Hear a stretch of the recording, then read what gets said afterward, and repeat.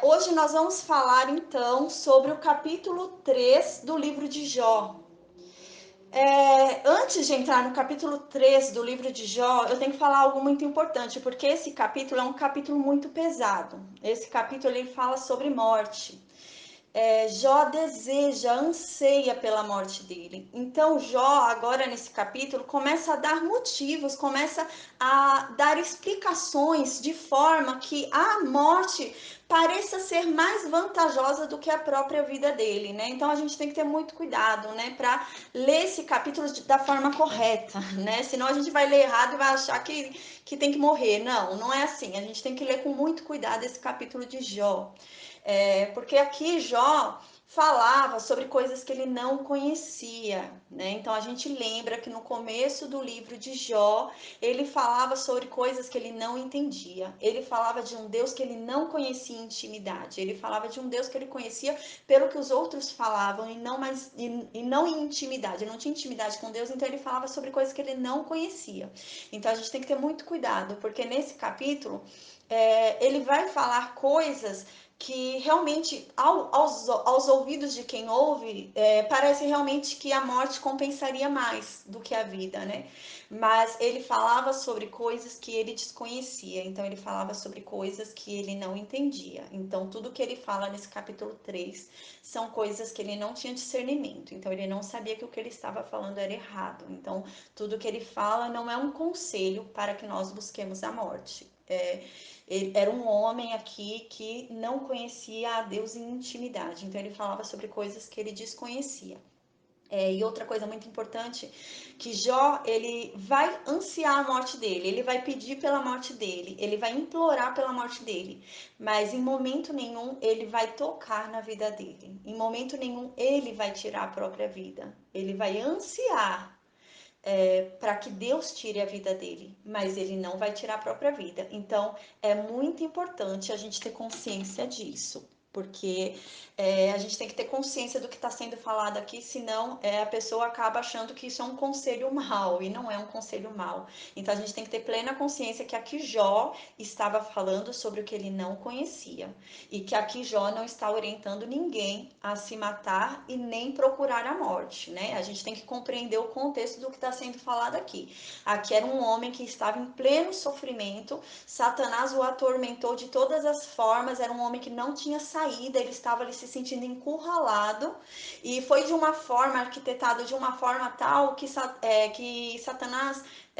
deixou com que parecesse que fosse Deus agindo ali, né? A gente viu como foi que Satanás agiu. Então, ele agiu de uma forma que parecia, realmente, quem olhava parecia que era Deus agindo na vida de Jó. E não era. Então, a gente tem que ter muito cuidado com esse capítulo. Então, eu tenho que falar assim com clareza sobre esse capítulo, porque não é um incentivo aqui ao suicídio, nesse capítulo 3. Não é isso, gente. E não é um incentivo de que você anseie pela morte, não. Quando você conhece a Deus, você sente prazer na vida. Então a gente tem que ter consciência disso, do contexto desse capítulo 3, para a gente não blasfemar, não levar para a heresia a palavra de Deus. Então a gente tem que ter muita consciência disso. Então aqui no capítulo 3, né, aquela questão, né?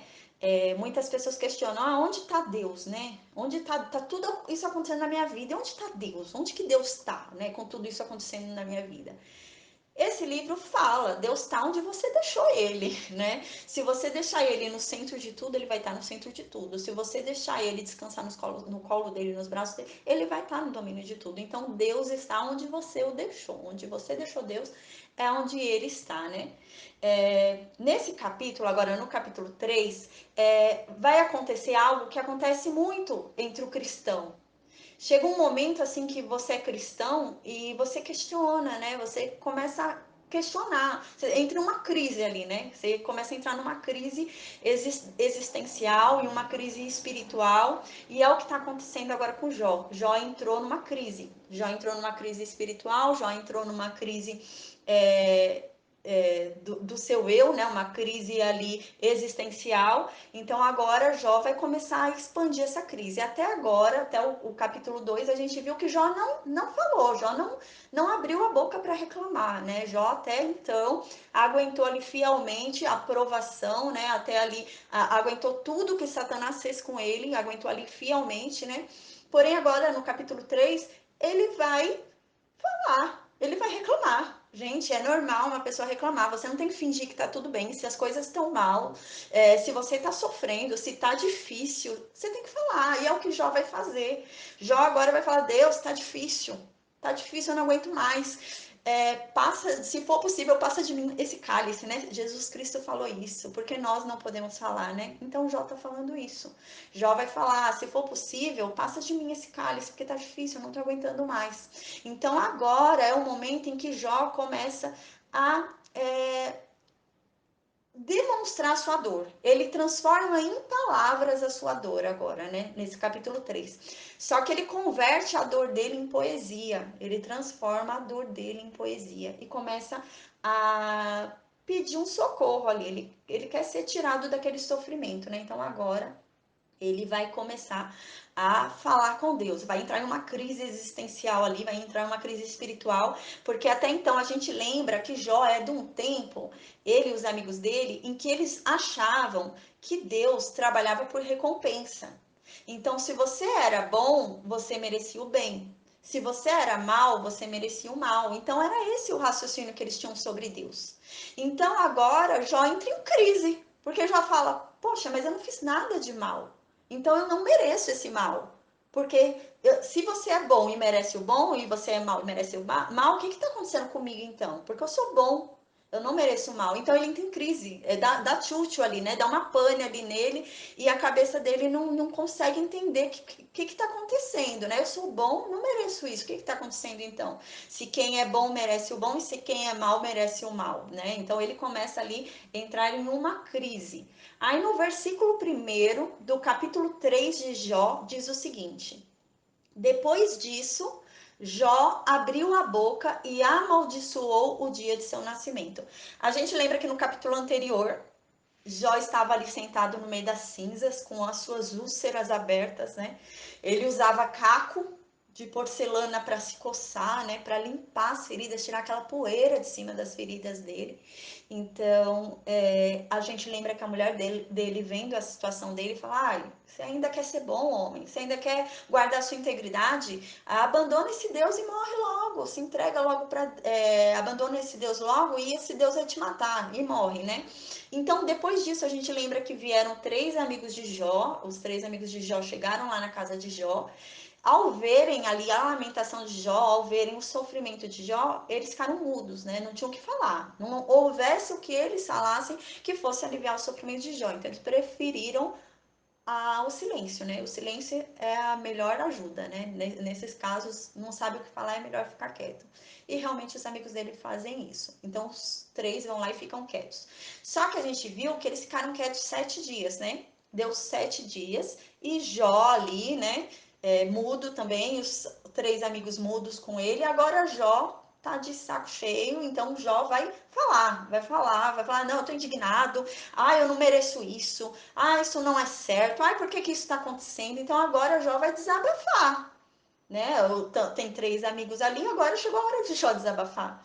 Então, agora, quando Jó desabafa, nesse capítulo 3, a gente vai ver que no versículo 4, então, surgiu a oportunidade, né? Jó desabafou, agora os amigos vão falar por que está acontecendo aqui na vida de Jó, né?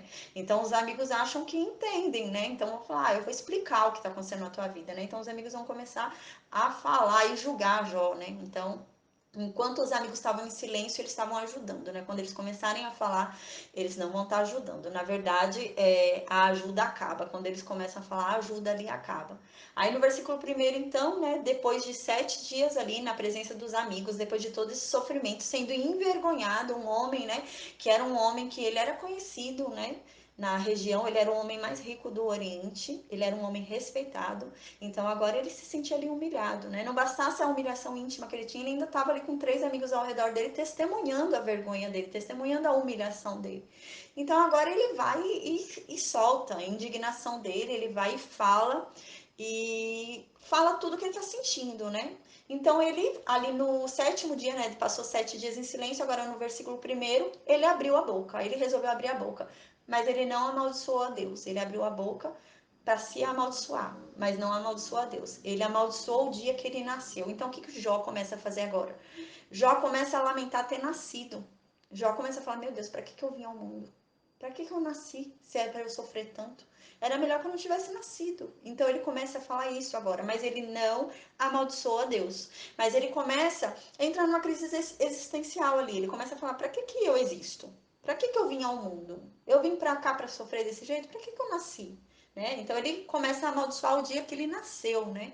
Aí no versículo 2, dizendo, né? Então no versículo 3, pereça o dia do meu nascimento e a noite em que se disse, nasceu um menino. Então ele fala que o dia do meu nascimento, em que o dia que eu nasci, que ele seja esquecido. Não é mais um dia que é memorável, não é um dia que você deva trazer à memória. É um dia ruim, é um dia de vergonha, é um dia que nunca devia ter acontecido. Então, que não venha mais à memória, porque é um dia que não deveria ter existido, né? Então, ele começa a falar isso, Jó. E ele fala: nasceu um menino, porque naquela época, quando nascia um filho homem, era um motivo de maior alegria do que quando nascia uma menina. Então, quando nascia um homem, era maior alegria. Tanto que quando as mulheres estavam grávidas ou elas tinham acabado de casar, que você deu um menino ao seu marido, né? Porque era algo assim que era muita alegria, né? Era porque a descendência era puxada pelo homem, pelo filho homem, né? A filha mulher, ela ia para casa do marido dela, então a descendência era para o marido dela, não era para o pai dela, né? Era para o pai do marido dela. E aqui não, quando é homem, a descendência puxava o pai dele, né? Então ele puxava a descendência. Então era muita alegria ter um filho homem, né?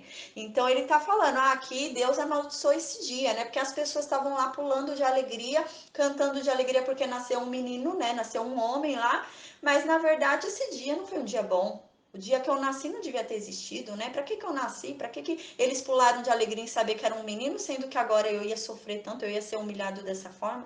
Era melhor não ter nascido, né? Ele começa a falar assim. Então, no versículo 4, transforme-se aquele dia em trevas, e Deus lá do alto não se importe com ele. Não resplandeça a luz sobre ele. Então, ele fala que aquele dia que era alegria, que todo mundo pulava e falava: nossa, nasceu um menino, que agora seja trevas, que não haja sol naquele dia, que Deus nunca se lembre daquele dia, porque aquele dia é uma vergonha, aquele dia, na verdade, devia ter se convertido em trevas, para anunciar que aquele que estava nascendo ia viver em trevas, aquele que estava nascendo não era uma bênção, não era uma alegria, era motivo de tristeza, era motivo deles terem chorado e não deles terem se alegrado. Então Jó começa a falar isso, né? Ele começa a questionar a existência dele. Aí no versículo 5, chamem-no de volta às trevas e à mais densa escuridão. Coloque-se uma nuvem sobre ele e o negrume aterrorize a sua luz. Então aqui ele está falando o quê? Que Deus esqueça desse dia, e que as trevas venham a pleitear que esse dia seja delas, né? Então aqui a gente vê que ele faz uma distinção, né? Que o bem é de Deus, né? Mas as trevas não é de Deus. Então ele fala assim: que Deus esqueça desse dia, que Deus não se lembre desse dia, mas que as trevas venham pleitear esse dia para elas, porque na verdade esse dia foi das trevas. Esse dia foi do dia do mal. O dia que eu nasci foi o dia do mal, não foi o dia do bem. Não foi Deus agindo ali, não. Era coisa ruim. Eu nasci para sofrer. Então, eu nasci as trevas que deviam ter pulado de alegria e não a luz, né? Então, que não houvesse luz nesse dia, que houvesse trevas. E que as trevas agora venham a pleitear esse dia, né? Porque aquela alegria que teve naquele dia não era uma alegria que devia ter tido. Então, que as trevas agora venham pleitear o que é delas, né? Então aqui ele fala: e o negrume aterrorize a sua luz, né? Então que seja tanta escuridão ali que não haja luz naquele dia, porque é totalmente trevas. Ele entende que o nascimento dele foi um nascimento totalmente em trevas, não havia alegria nenhuma naquele dia, né? No versículo 6 ele continua: apoderem-se daquela noite densas trevas, não seja ela incluída entre os dias do ano, nem faça parte de nenhum dos meses. Então ele fala no capítulo, no versículo anterior, ele fala do dia, né? Que o dia se enegreça, que o dia seja escuro, que não haja sol nesse dia, que seja um dia escuro. E agora ele fala da noite, que a noite também seja ruim. Na dúvida, né? Eu não sei se eu nasci de manhã, se eu nasci à noite, não sei que horário que eu nasci, mas se foi de manhã, se foi à noite, que o dia inteiro seja amaldiçoado, né?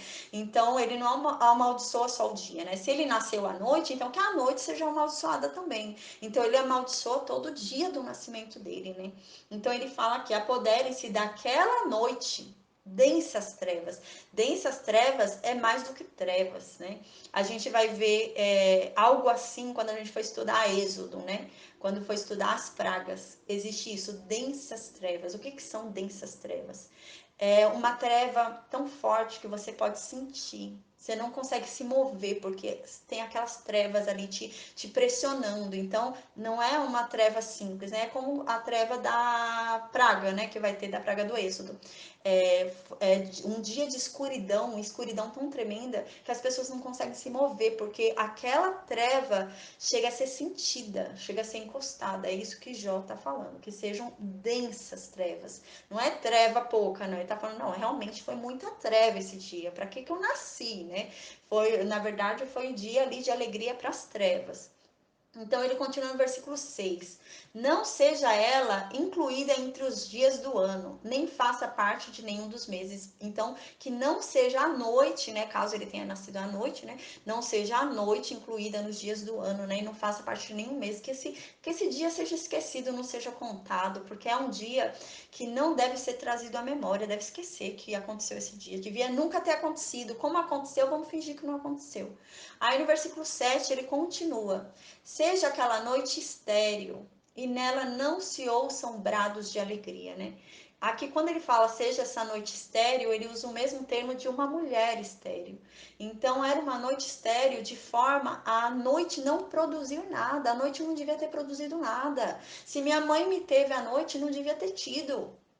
A noite não deveria ter produzido nada. Aquela noite devia ser uma noite estéril, em que nada aconteceu, né? Ele começa a falar isso do dia dele, do dia do nascimento dele. E ele fala, e nela não se ouçam brados de alegria, né? Então, se eu nasci à noite, se não foi de dia que eu nasci, mas eu nasci à noite, e quando minha mãe me teve brados de alegria, então que eu amaldiçoo aquela noite, que essa noite seja uma noite estéril, e que não se ouça, ninguém ouça brados de alegria, porque na verdade não era para ter bradado de alegria, era para eles terem chorado, eles terem lamentado que eu nasci, que eu vim ao mundo, né? Ele começa a falar assim, Jó.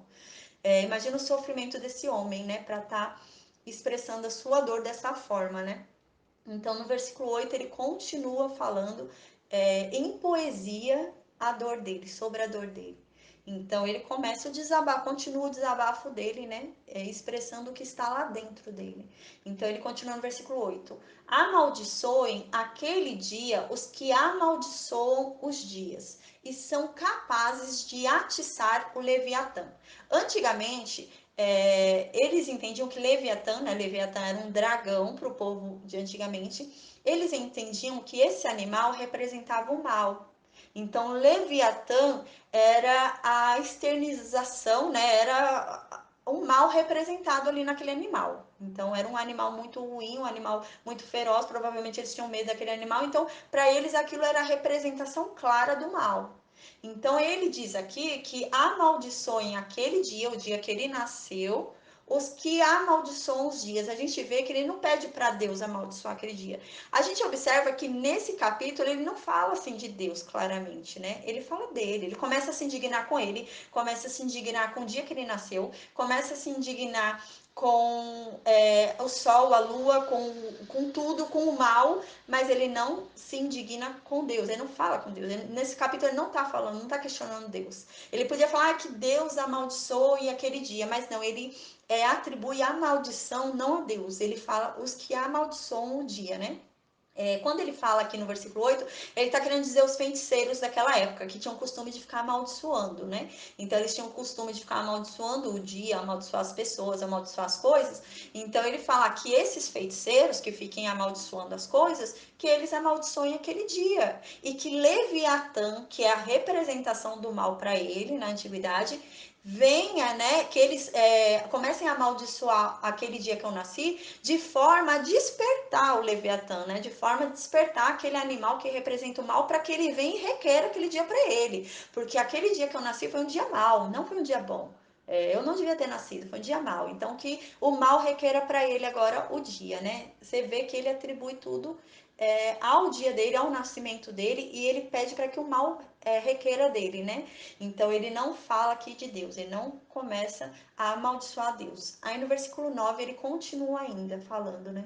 Fiquem escuras as suas estrelas matutinas e espere ele em vão pela luz do sol e não veja os primeiros raios da alvorada. Ou seja, ele fala, não, que não haja nem estrela. Deve ter tanta treva nesse dia. Devia ter alguma coisa para avisar esse povo que aquela pessoa não devia ter nascido, né? Que eu não devia ter nascido. Devia ter algo ali. Em vez de o mundo ficar tudo bem, o mundo devia ter transformado aquele dia em trevas para todo mundo perceber que aquele que estava vindo era amaldiçoado, que aquele que estava vindo ia sofrer, que não era um motivo de alegria aquele nascimento, né? Então ele começa a falar assim. Então ele fala que não exista nem estrelas.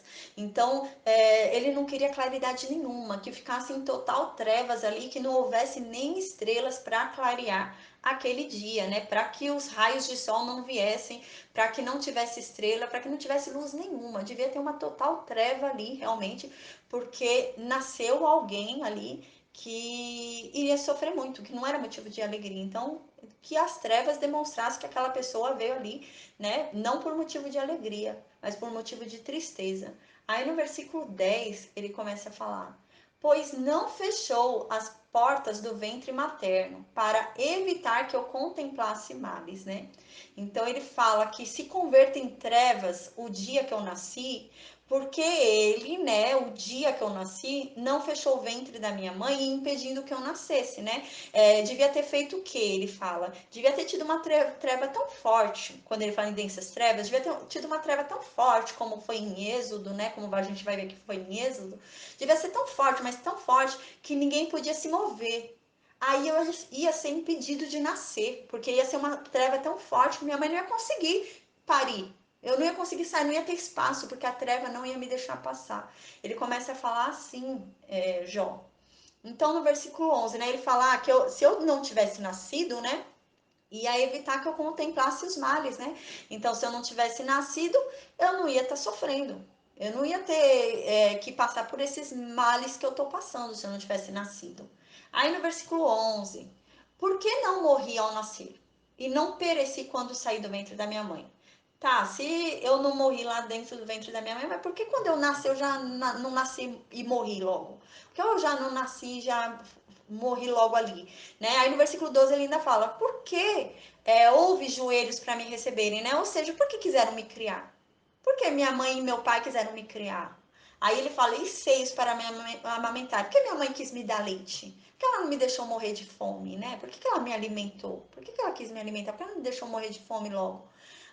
Aí ele fala, por que quiseram me criar? Era melhor que eles tivessem me abandonado à sorte e eu viesse a morrer, né? Sozinho no mundo, sem leite, né? Sem cuidado. Então era melhor que tivesse isso acontecido. Aí ele começa até a reclamar por ele ter sido querido, né? Aí no versículo 13.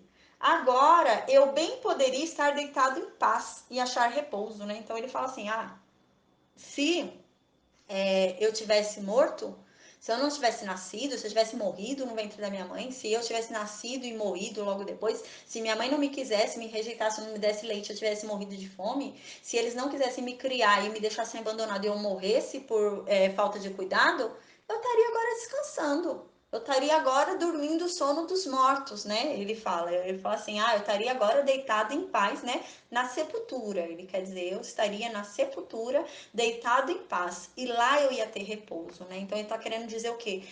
Aqui eu não tenho repouso. Nossa, eu não estou em paz. Nem aqui quieto, 7 dias em silêncio, ele não conseguia ter paz, porque aquelas feridas o atormentavam. Esse homem não conseguia comer. Esse homem provavelmente não conseguia dormir. A tormenta era tão grande que ele não tinha paz. Não precisava ninguém vir perturbar ele. O próprio corpo dele não deixava ele ter paz por causa das feridas. A dor que havia ali dentro dele, né?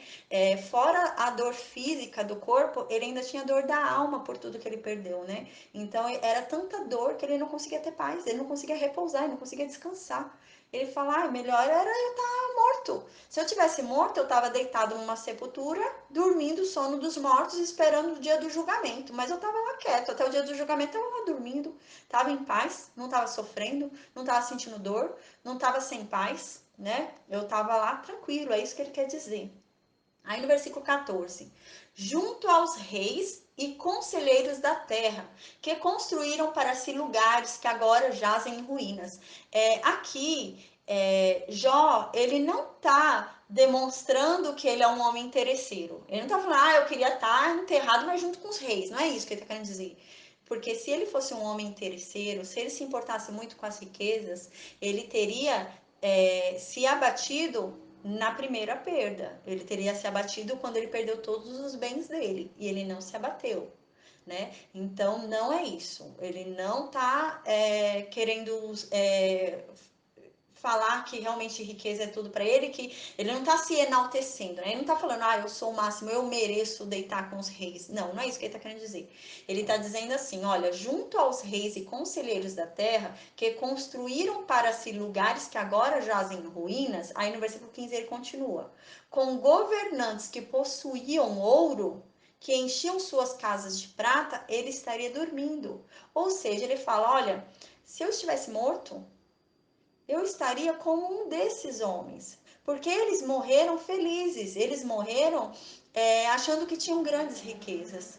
Mas a minha riqueza maior seria ter morrido. Eu preferia ter morrido a estar vivendo isso que eu estou vivendo hoje. Então, se eu tivesse morrido, eu estaria alegre como um rei. Eu ia estar feliz da vida como um rei. Eu ia falar, nossa, minha maior riqueza foi ter morrido, né? Então ele começa a falar que se ele tivesse morrido ao nascer, ele se sentiria mais honrado do que ele se sente agora. É isso que ele começa a dizer, né? Então, não é que ele está preocupado com suas riquezas, mas ele fala que se ele tivesse morrido, ele estaria agora se sentindo mais honrado. Ele estaria se sentindo como um rei, ele estaria se sentindo como um conselheiro da terra, porque ele estaria se sentindo honrado. Mas hoje não, hoje ele é a humilhação. Então, ele preferia que ele tivesse morrido.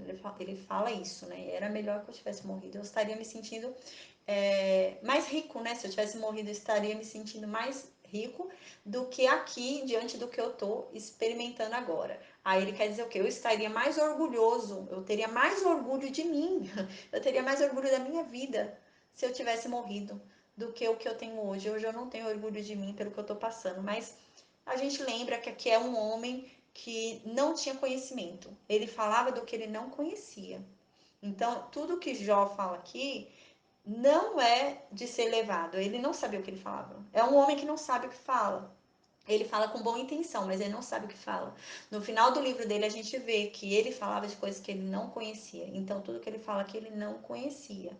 Então, realmente, ele falava de coisas que ele não tinha conhecimento.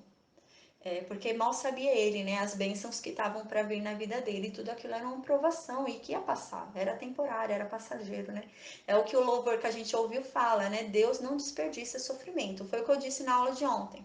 Se fosse puramente por capricho de Satanás, se Jó não tivesse nada a aprender com essa lição, Deus não tocaria em Jó. Porque Deus não toca em um servo seu só para capricho de Satanás. Deus não faria isso. Então Deus permite o sofrimento, mas se tiver alguma coisa a aprender com aquele sofrimento. Porque se não tiver nada a aprender com aquele sofrimento, Deus não permite, né? Para os que estão protegidos em Deus, né? É claro que para você ter uma cerca de proteção de Deus, você precisa estar com Deus. Se você não está com Deus, você não tem essa cerca de proteção de Deus. Você tá ali aberto para Satanás, né? Você é uma presa fácil para Satanás. Então, aqui Jó só teve essa experimentação na vida dele, essa provação na vida dele, porque ele tinha algo a aprender com ela. E realmente a gente vai ver no final do livro dele que ele tem algo a aprender com essa provação. Então não foi só por capricho de Satanás. Deus nunca dá um sofrimento para alguém só para provar algo a Satanás. Não, Deus não faz isso.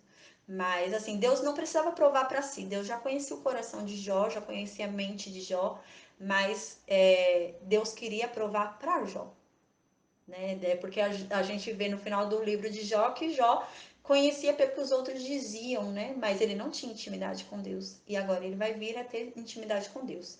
Então, tem que ter ali um fundamento, senão Deus não vai. Deus não desperdiça sofrimento. Deus não dá sofrimento de alegre para a pessoa, não. Se Deus permitiu é porque tem algum fundamento aquilo, né? E o posterior, o que vem depois, é muito maior. Né? Então, se o sofrimento é grande, é porque a bênção é maior ainda, né? Se o sofrimento, deixa eu pôr para carregar, que está descarregando. Se o sofrimento é grande, a bênção é maior ainda. É o que aconteceu com Jó. O sofrimento de Jó foi grande, mas ele recebeu em dobro, né? Tudo que ele perdeu, ele recebeu em dobro. Então, ele falava sobre coisas que ele não conhecia, ele falava sobre coisas que ele não tinha discernimento. Então, aqui ele fala que ele se sentiria muito mais orgulhoso se ele tivesse morto. Ele se sentiria muito mais honrado se ele tivesse morrido, né? Ele estaria muito mais feliz. Ele teria mais orgulho da história dele se ele tivesse morrido do que se ele estivesse vivo, né? Ele não sabia o que Deus tinha para fazer na história dele, né? Ele não sabia que ele ia render um livro eternizado, né? Esse livro é um livro atemporal, pode vir a década que for, a época que for, que tem a história de Jó. Então ele não tinha conhecimento disso, ele não tinha conhecimento de que Deus ia fazer tudo aquilo na vida dele. Então ele falava sobre coisas que ele não conhecia, né? E o desespero às vezes nos faz perder a bênção, né? Então, Jó aqui a gente vê que ele desabafa, né? Todo mundo tem o direito de desabafar, né? Não tem que fingir que tá tudo bem. E Jó fez isso. Jó já fingiu muito tempo que estava tudo bem, né? Só que agora ele tá no limite. Ele fala, não, não tá tudo bem. Não tá legal, gente. Não tá bom. Eu não tô bem. Não tá legal. E ele começa a desabafar. E Jó não está errado, né? Mas ele não larga da mão de Deus. Sabe aquela pessoa que tá agarrada ali na mão de Deus?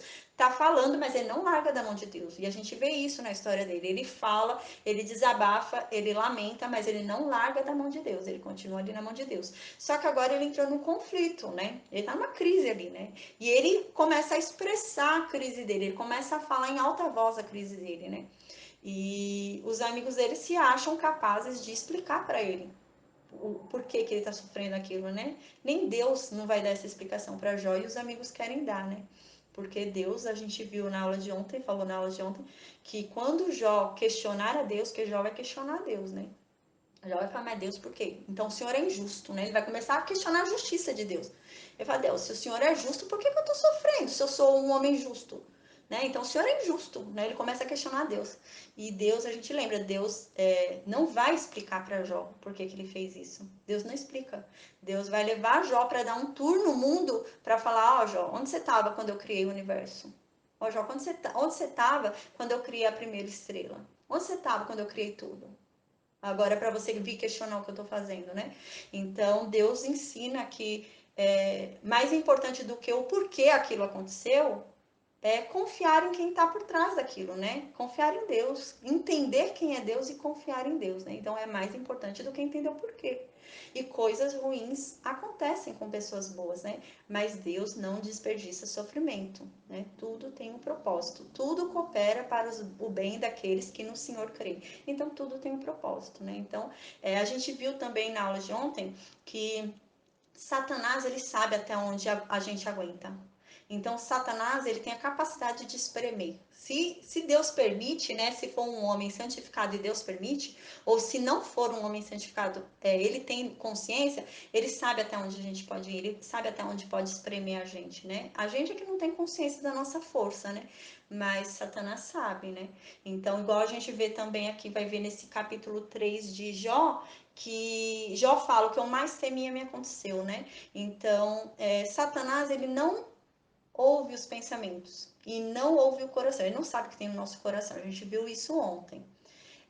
Mas ele decifra as nossas atitudes. Ele decifra, ele consegue decifrar pelas nossas atitudes, o que o nosso coração quer, né? Então ele sabe quando o nosso coração bate mais rápido para alguma coisa, ele sabe que a gente está querendo aquilo, ele sabe, ele começa a decifrar a gente dessa forma, né, Satanás? Como ele não tem consciência do que está dentro de nós, ele decifra pelo exterior, mas ele tem essa noção.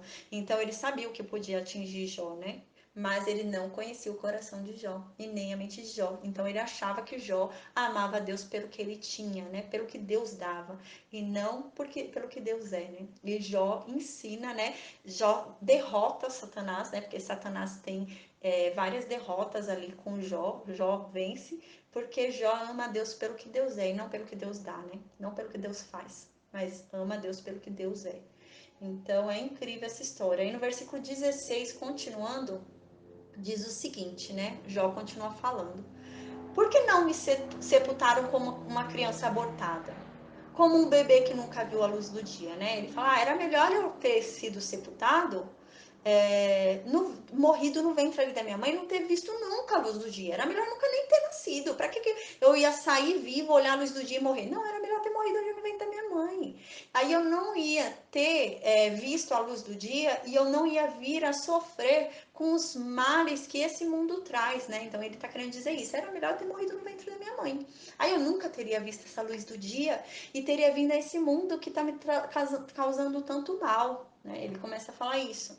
Aí no versículo 17, ali os ímpios já não se agitam. Agora ele começa a explicar pra gente sobre a morte. Olha que incrível. Ele começa a falar, gente, na morte todo mundo é igual. Eu vou pegar uma água, gente. Ele começa a explicar, gente, na morte todo mundo é igual. Não existe ninguém melhor, ninguém pior. Na morte tá todo mundo junto. Ele começa a explicar pra gente isso. Isso é um livro super antigo, né? Então, agora, né, no versículo 17 ele fala: ali os ímpios já não se agitam, e ali os cansados permanecem em repouso. Ou seja, quando você morre, você dorme. Aqui é incrível também. Jó fala que não existe encarnação, né? Não existe aquela coisa de você morrer e reencarnar, morrer e reencarnar. Não, Jó explica isso, né? A Bíblia inteira fala isso, né? Mas nesse livro a gente já consegue ver isso. E aqui fala, né, que não existe isso de encarnação. Você morre e você descansa. Até quando? Até o julgamento. Até quando você for levantado para prestar contas, né? Então ele fala, ali na morte, quando você morre, todo mundo dorme. Ele começa a falar isso, né? Os ímpios, os perversos, as pessoas que fazem mal aos outros, também morrem. Lá eles não ficam agitados igual é aqui na Terra. Aqui na Terra tem pessoa que acorda já querendo fazer o mal, né? Tem pessoa que acorda aqui já, hoje eu vou perturbar alguém, né? Parece que... Então ele fala, até essas pessoas que têm prazer em praticar o mal ao outro, que têm prazer em perturbar o outro, estão descansando, estão lá quietos, eles não podem se mover, eles estão dormindo, eles não podem se mover, até essas pessoas. E ele fala também, e ali os cansados permanecem em repouso, né? Então ali, quem está cansado consegue encontrar descanso, consegue descansar, né? Então ali, quando você morre, quem está cansado descansa. Mas mais uma vez eu vou falar, como eu falei no início desse livro, tem que ter cuidado. Esse livro de Jó, esse capítulo 3, não é um incentivo à morte, não é incentivo para ninguém morrer. Ele falava sobre coisas que ele não conhecia, gente. A gente tem que ter discernimento. Aqui não é um incentivo a suicídio, não é um incentivo à morte, não é incentivo a nada disso. Na verdade, ele falava sobre coisas que ele não conhecia, ele falava sobre coisas que ele não entendia. Então, ele falava sem saber o que estava falando, essa é a verdade, entendeu? É uma poesia linda, mas ele falava sobre coisas que ele não sabia o que estava falando. Então, a gente tem que ter muito cuidado ao ler esse capítulo. Aí, no versículo 18, ele continua falando, porque ele dá muitos argumentos sobre a morte, né? E são argumentos que, se você não tem conhecimento de quem está por trás daquilo, não tem conhecimento de Deus, do que Deus te prometeu, da promessa que há sobre você, se você não tem conhecimento da sua identidade, você começa a pensar dessa forma, aí você começa a achar que é melhor morrer também. Então, isso é falta de conhecimento. E realmente, o livro de Jó fala isso, né? Ele não tinha o entendimento que ele vai ter no final do livro dele, né? A história de Jó não se resume aos primeiros capítulos do livro dele, né? Muita gente prega na igreja o livro de Jó baseado nos primeiros capítulos de Jó, mas na verdade o livro de Jó se baseia nos últimos capítulos dele, não nos primeiros, porque no começo ele falava sobre o que ele não sabia, então ele falava muita coisa que não é. Então, na verdade, o livro de Jó se baseia no final do livro dele, que é quando ele tem entendimento, quando ele percebe quem é Deus, quando ele tem intimidade com Deus. É no final do livro dele. Aí no versículo 18, né, ele continua: os prisioneiros também desfrutam de sossego. Já não ouvem mais os gritos do feitor de escravos, né? Aqui ele está falando de prisioneiro mesmo, né? Prisioneiro de guerra, né? Naquela época tinha muito. As pessoas invadiam, né? Tomavam um reino e pegavam um povo lá do reino como escravo, levavam aquele povo como escravo, né? Então aqui ele está falando isso, que esses prisioneiros de guerra na morte encontram descanso. E eles falam que lá na morte, quando eles estão lá descansando na morte, eles não ficam ouvindo mais os malfeitores dele gritando com eles, né? Açoitando eles, mandando ele fazer as coisas. Então é isso que Jó está falando, né? Que eles encontram descanso deles, os prisioneiros, né? Então ele fala no versículo, porque ele aqui está tentando argumentar que a morte compensa. Então ele começa a falar por que, que a morte compensa. Ele começa a explicar por que, que a morte compensa. Quando é que a morte compensa? Ele começa a explicar e ele vai se incluir aí no meio, né? Então ele começa a explicar por que, que a morte compensa. Aí no versículo 19 ele continua falando. O capítulo 3 é todo sobre morte. É todo sobre morte o capítulo 3. Aí no versículo 19 ele continua falando. Os simples e os poderosos ali estão, e o escravo está livre do seu senhor. Aqui ele fala: não importa se você é simples, não importa se você é pobre, não importa se você é rico, não importa se você é um assassino ou se você é um inocente, não importa o que você é. Tá todo mundo junto lá, tá todo mundo dormindo, esperando a hora da volta de Jesus Cristo para ser todo mundo julgado. Tá todo mundo no mesmo nível. Aqui ele começa a falar isso, né? Ó, é todo mundo igual. Na hora da morte é todo mundo igual. Não existe ninguém melhor, ninguém pior que ninguém, não. É todo mundo ali no mesmo nível. Tá todo mundo ali junto na hora da morte.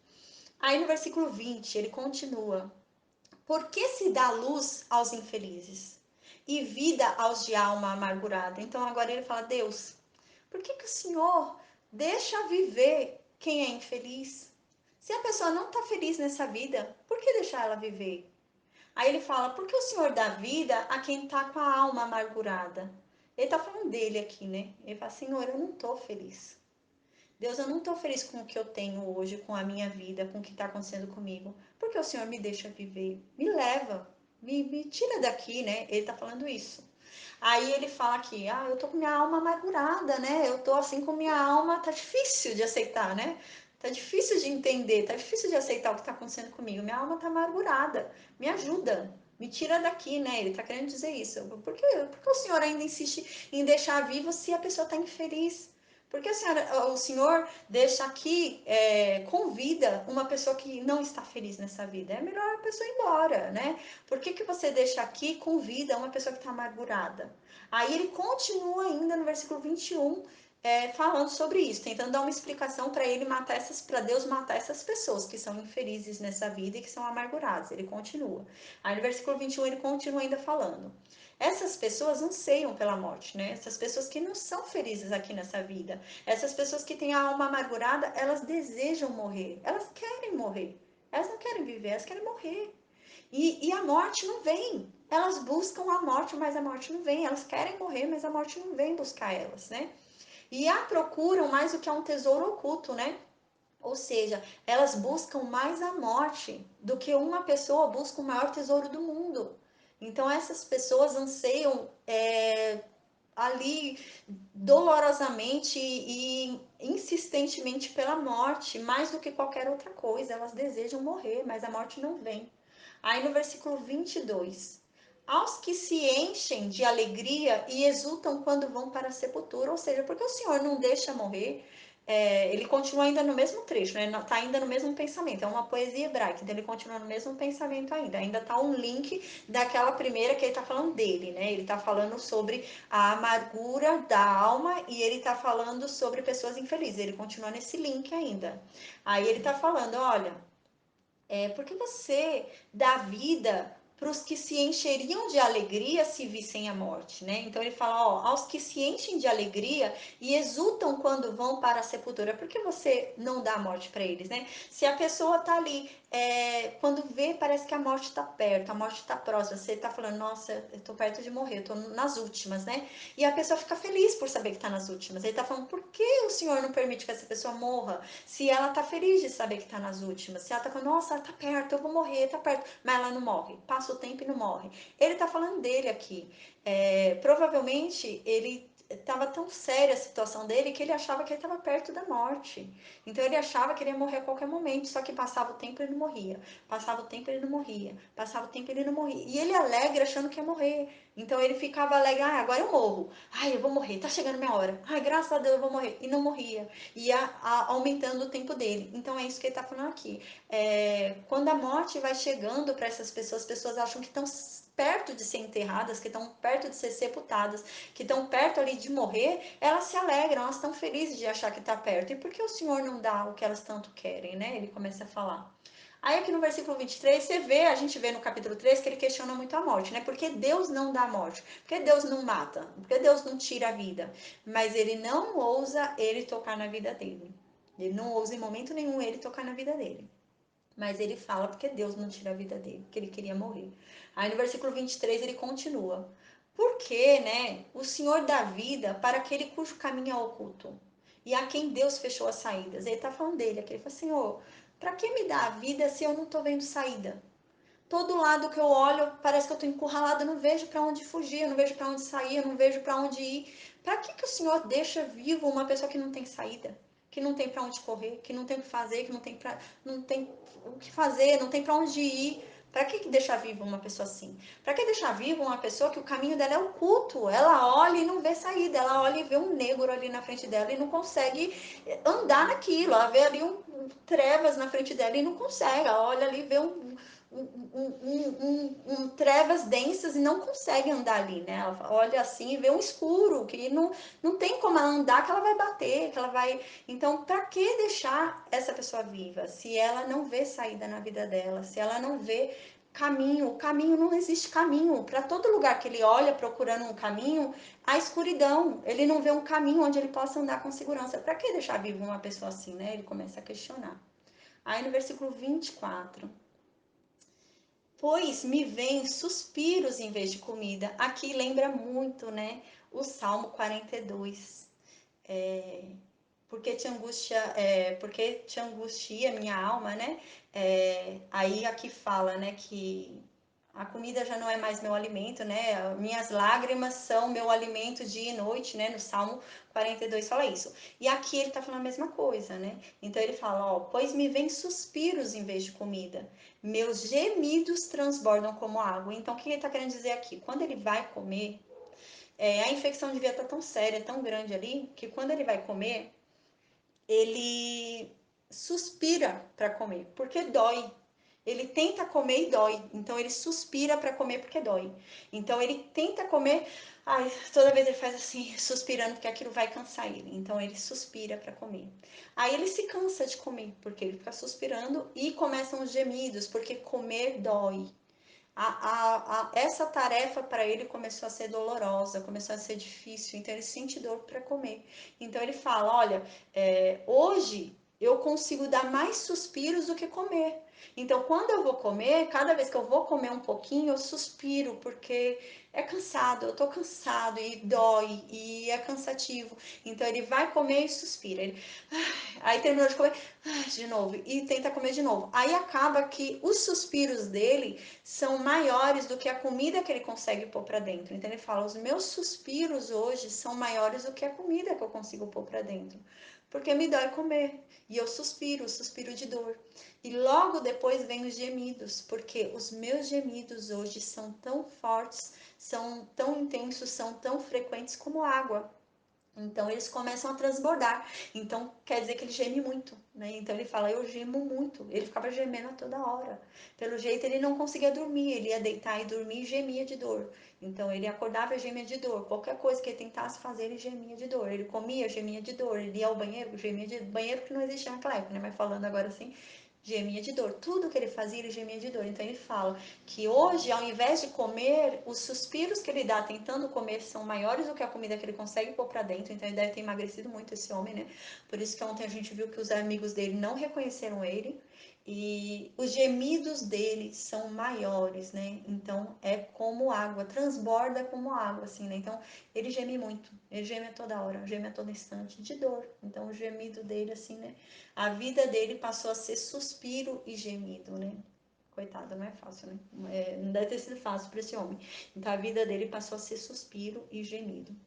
Então no versículo 25 continua. Aquilo que temo me sobrevém, né? Tem algumas bíblias que estão como aquilo que temia me sobreveio, né? Mas no hebraico tá como se fosse presente, como se estivesse acontecendo. Porque o intuito que dá quando Jó fala é que ele tem medo de pensar. Porque parece que toda hora que ele pensa que algo pior pode acontecer, acontece. Então ele fala, Senhor, eu tô com medo de pensar. Porque toda vez que eu penso que algo pior pode acontecer, acontece o que eu pensei. Então agora eu tô até com medo de pensar. O sentido que ele fala é nesse, né? Que ele agora está até com medo de pensar, porque tudo que ele pensa que pode acontecer de pior, acontece. Cada vez que ele pensa que alguma coisa pior pode acontecer, acontece. Então aqui no versículo 25 fala: aquilo que temo me sobrevém. Então toda vez que eu temo alguma coisa, que alguma coisa vai acontecer, isso acontece comigo. Eu tenho medo que uma coisa vai acontecer, isso acontece. Mas ele não está falando isso de antigamente. Porque antigamente a gente lembra, ele era um homem cercado por Deus, então nada de mal acontecia para ele. Ele está falando aqui desde o dia que ele soube das notícias ruins, porque aqui já é um tempo, né? Não é coisa assim que a história inteira de Jó se passou em um mês, 2 meses, não. É um tempo demorado. Esse homem sofreu, né? Então, ele perdeu todo o patrimônio dele e os filhos dele em um dia, mas a doença permaneceu nele por um longo tempo, um longo período, né? Então ele fala, toda vez que eu penso que uma coisa ruim pode acontecer, acontece. Aí ele fala, e o que receio me acontece, né? No versículo 25. Aí aqui, a impressão que dá é que assim, quando o primeiro mensageiro veio dar a mensagem para ele, que ele havia perdido o gado, né? Que havia sido roubado pelos sabeus, ele, na hora que ele ouviu aquilo, ele falou assim, ai, só me faltava essa, meu outro gado lá ser roubado também. Então parece que ele temia que o outro gado fosse roubado. Aí chega o outro, ele temendo aquilo, o outro chega e fala o que ele estava temendo. Então ele ouvindo o outro, ele fala, ai, só falta meu outro gado ser roubado também, né? Aí vem o outro e fala também o que ele estava temendo. Aí ele vendo que perdeu todos os bens dele, a impressão que dá é que ele fala, ai meu Deus, pelo menos eu tenho os meus filhos, né? Porque só me faltava perder meus filhos. E vem e avisa que ele perdeu os filhos. Então a impressão que dá é essa: que ele pensa que podia ser pior e o pior acontece. Ele tenta se acalmar pensando que podia ser pior, mas o pior acontece. Então aí quando perdeu tudo, ele fala, mas podia ser pior. Eu podia pegar uma doença séria, não sei o quê, e vem. Então, toda vez que ele pensa que algo pode ser pior, isso chega até ele. Então, ele fala, Senhor, eu tô com medo de pensar, eu já tenho medo até de tentar me acalmar, eu já tenho medo até de tentar me consolar. Toda vez que eu penso que podia ser pior, o pior acontece, né? Então, eu tento me consolar pensando que podia ser pior do que tá agora, e o pior que eu pensei acontece, então eu tô até com medo de pensar. Ele começa a falar assim. Aí no versículo 26, não tenho paz, nem tranquilidade, nem descanso, e já me vem grande perturbação, né? Então aqui ele fala, eu não consigo mais ter paz, não consigo ter tranquilidade, não consigo descansar, porque tudo dói, eu gemo, eu não aguento, eu não consigo deitar e dormir, eu não consigo deitar e descansar, as dores não me deixam em paz, né? As dores já não me deixam mais em paz. Eu não consigo viver. A minha vida se transformou em suspiros e gemidos, né? Então é isso que ele começa a falar. Aí hoje, então, a gente vai encerrar aqui